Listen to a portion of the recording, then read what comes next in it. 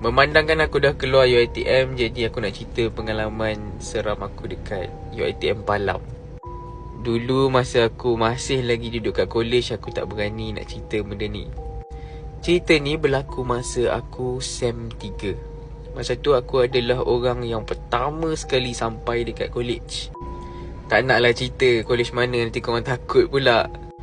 Masa aku sampai tu dalam waktu maghrib lah, dalam pukul 7.05 7.10 macam tu. Dah gelap. Aku masuk, aku nak letak barang, aku on semua lampu, aku on. Lepas tu dah masuk-masuk, dah letak barang, aku jalan bilik. Masa aku keluar balik, tiba-tiba lampu yang aku buka dekat luar tu semua terpadam. Lepas tu aku macam, tak apalah, aku masih lagi positif. Aku pun masuk toilet. Aku masuk toilet, basuh muka je, kencing, basuh kaki. Tiba-tiba lampu toilet terpadam. Dia terpadam, bukannya terpadam switch buka lepas tu lampu terpadam, tak. Dia dengan switch tu sekali tertutup. Aku dah start panik. Aku masuk bilik, aku ambil phone aku, and then terus aku keluar.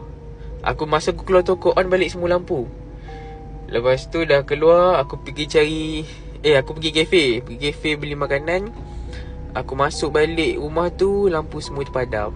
Tak tahulah, mungkin roommate aku yang nak main-main, housemate aku yang nak main-main, ataupun benda tu yang nak main-main.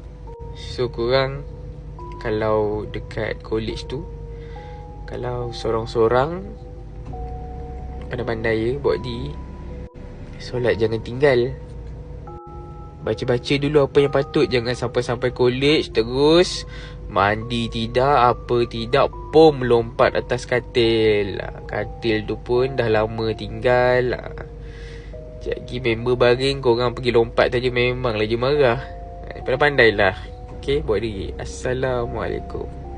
Good luck.